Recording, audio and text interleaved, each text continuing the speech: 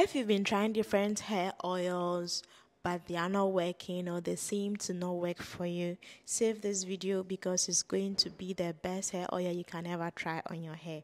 Hey guys, welcome back to my channel. My name is Lydia. In this video I show you how to use simple DIYs to grow your hair.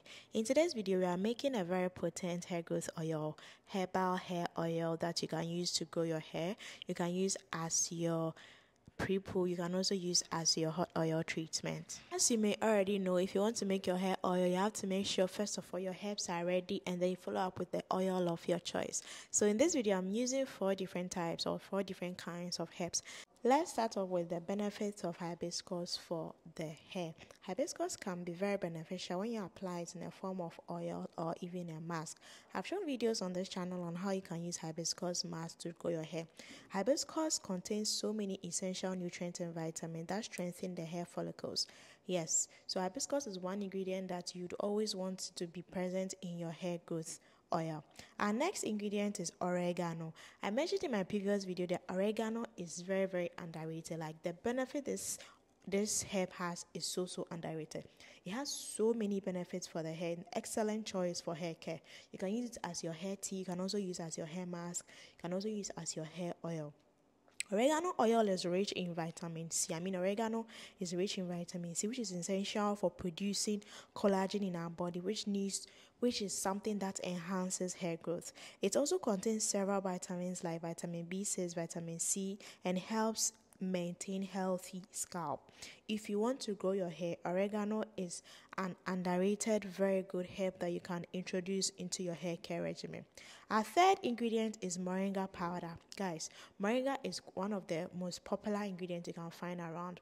It's mostly available in homes. It contains several benefits like amino acids, which helps in building cells. So if your cells in your scalp are breaking, moringa is able to help build it back. Moringa is able to rejuvenate the scalp and then also promote hair growth. If you are having alopecia, moringa is something that you can use. Last but not least is rosemary. Guys, rosemary.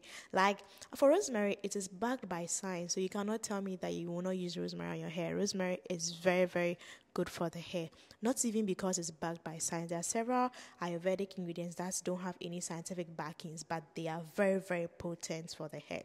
So rosemary also promote hair growth when used consistently. You have to be consistent. If you notice in my videos, I always say you have to be consistent. I always say that you can use it for 6 months in order to be very sure that okay, this thing actually works. Same applies to rosemary. You have to use it consistently.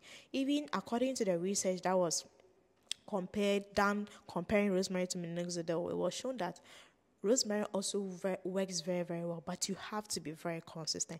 I've had people complain about minoxidil making their skin flaky and dry, but then when they try using rosemary oil, it really promotes their hair growth. So I'm here to give you hope that if you're having that alopecia, if you're not growing your hair, if you're having a lot of bald spots, mix all these herbs together, infuse it in your favorite oil like extra virgin olive oil. You can add a little bit of castor oil and leave it there for about 3 to 4 weeks and you are good to go. You have your most potent hair growth oil for you to use at any time of your choice. So at this point, you can really add any herb you have. You can add neem powder, you can add fenugreek powder, you can add amla powder, depending on what you have available. With this video, this is limited herbs available, but then if you have a lot of herbs, you are free to add as much herbs as you want. But make sure you do your research first, or you can just send a DM or message me in the comment section. I'll help you out. Now I'm using my carrier oil, which is extra virgin olive oil. If you have castor oil, you can use a little bit of castor oil, but don't use too much because castor oil is a thick oil, and if you use too much castor oil, you are going to clog your pores. So castor oil should be just a little. Once you leave them like this, leave them somewhere in your cabinet and forget about it. Like forget totally about it. By the time you come back, this will be well infused after 3 to 4 weeks, or let's say after a month, and you are ready to strain them. You can really use them like this, but because they are herbs and they may get stuck on your scalp and the rest because of the powders, that's why it's good to strain them. But aside, you can just dab your hands on the surface and then apply it on your hair. They are very, very potent. Yes, you can use a cheesecloth to strain it, put it somewhere, and then use it on your bald spot.